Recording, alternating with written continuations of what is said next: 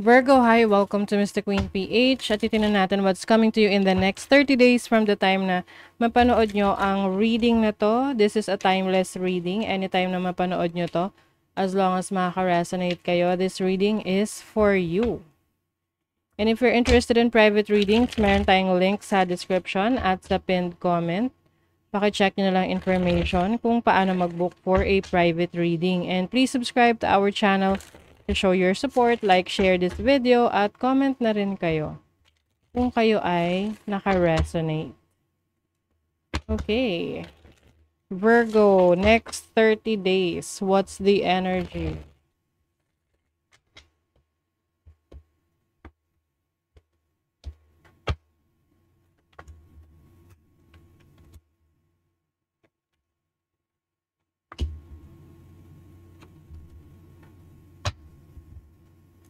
Okay, meron kang mga aayusin na hindi mo nabigyan ng panahon before.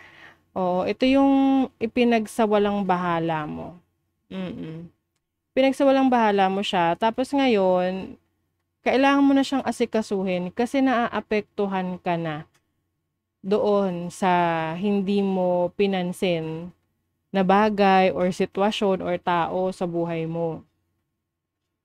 Let's say for example analogy lang naman to, pero pwede rin namang ito talaga yung sitwasyon ninyo. Let's say for example, may mga task kayong ipinagpapaliban na gawin kasi you feel na parang masyadong overwhelming, nakaka-stress, kahit yung mga chores lang sa bahay, 'di ba? Mga tiklupin mo. Nagpatong-patong na yung mga tiklupin mo. Nilalagay mo lang sa bed mo. Hindi mo talaga siya tinitiklop. So, hinahayaan mo lang siya. Tapos ngayon, may hinahanap kang damit, hindi mo na makita. Yung pala natabunan na or nalaglag na sa ilalim ng bed mo. 'Di ba? So, somehow, naapektuhan ka noong mga bagay na pinabayaan mo, hindi mo inasikaso, na ngayon, ayan na. Ikaw na yung namomroblema dyan. So, this can be sa relationship, mga taong dapat mong kausapin, pero hinahayaan mong, iniiwasan mo sila. So, ngayon, medyo nagre-react na, nagkakagulo na. So this is the time para ayusin mo yung mga kailangan mong i-work out. Kailangan mong bigyan ng attention. So, meron ka ring major decision na gagawin eh. Kasi, yung iba, umiiwas kayo sa pagde-decide. Kasi naguguluhan kayo. Hindi kayo ready. Yung iba confused. Pwedeng sa relationship to. Iniiwasan mo yung tao kasi confused ka kung anong gusto mong mangyari sa connection ninyo. So finally, haharapin mo na, magde-decision ka na, para makamove on ka na at makamove forward.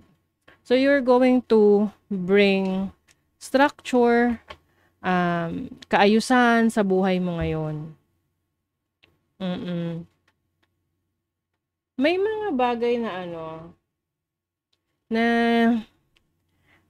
parang hindi mo pinapahalagahan sa ngayon. Hindi mo pinapahalagahan pero papahalagahan mo na. Minsan kasi may mga bagay tayo na hindi pinapansin kasi parang wala siyang value. Pero nung nawala na, naging valuable na sa'yo. So, yun yung realization mo ngayon. And now, you are finally taking care, inaalagaan mo na yung mga bagay, tao, sitwasyon sa buhay mo na kailangan mo talaga ng atensyon. Yung iba sa inyo, maaring meron kayong leadership role na makukuha sa trabaho, sa career nyo, sa business ninyo. There is an offer of an opportunity to lead, na maging leader. Okay, money, career, finances. May abundance. Okay. You have the Prince of Disc. Okay. So yeah, pagdating sa finances nyo, sa career ninyo, marami kayong isi-celebrate. Kasi mas nagbibigay na kayo ng effort, mas tinatrabaho nyo na, nagkakaroon na kayo ng stability, financial stability. Kumbaga mas may plano, may direction. Okay?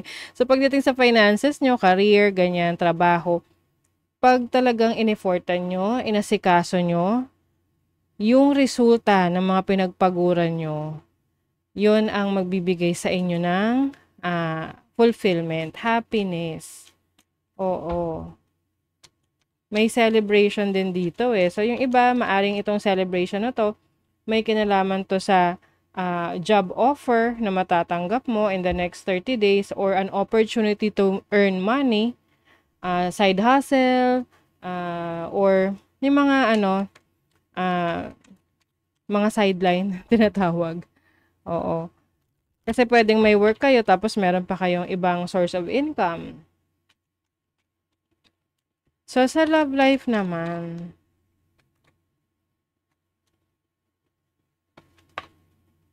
okay. Sa love life, kung single ka, merong namumuong relationship or parang spark or parang interest. So, maaring merong person na interesado sa'yo or ikaw interesado ka sa isang tao ngayon na gusto mong makausap, gusto mo pang makilala, and vice versa, no? So, pwedeng ikaw rin, merong taong nagkakaroon ng interest sa'yo, mas gusto kang makilala, message sa'yo, nangungulit, no? Meron dito nangungulit, gusto ka makausap, gusto ka makasama, like, yayayain ka lumabas, somewhere, gumimik, ganyan, gumala, so, ano naman to eh, maaring itong person na to ma-attract ka sa kanya kasi masarap siyang kausap. Intellectual, intellectual, ganon. So, marami siyang alam sa buhay na yun yung parang sa'yo. You will feel good about it kasi parang pareho kayo ng understanding sa mga bagay-bagay. Tapos naisip mo, okay. Kaya siguro nagugustuhan mo na rin tong taong to. If in a relationship ka naman, maaring meron kayong bagong experience ng person mo sa pagta-travel. Oo. Excited kayo dito. Pupunta kayo sa isang lugar na hindi nyo pa napupuntahan. Letting go. Letting go of the things that are no longer serving you. Yung iba kasi dito sa inyo, Virgo, maaring meron kayong unhealthy habits na finally, nire-release nyo na yung unhealthy habits nyo na yan para makapag-focus talaga kayo sa goal nyo. And meron ding taong nagmo-motivate sa'yo. Oo, importante tong taong nagmo-motivate sa'yo kasi parang siya yung, parang siya yung pulis sa buhay mo na sisitahin ka na, ginagawa mo ba? Nag-e-effort ka ba? Nagawa mo na ba yung task mo? Ganon. So, kumbaga siya yung nag-check sa'yo. And also, this person believes in you. 'Di ba may prosperity? Ang ganda. Ito kasi, yung prosperity na to ay yung mga umunlad na itinanim mo. Yung mga tumubo na itinanim mo. At syempre, pag nagtanim naman tayo, hindi naman lahat ng itinatanim, basta mo na lang iiwanan at hindi mo na aalagaan. So, pag inalagaan mo, syempre may maganda kang ani, 'di ba? May aanihin. Okay, let's see what else. For Virgo, next 30 days. So, ito yan resulta yan ng mga efforts mo in the past. Kumbaga, ito na yung panahon para i-harvest mo. Speak up. If you avoid conflict to keep the peace, you start a war inside yourself.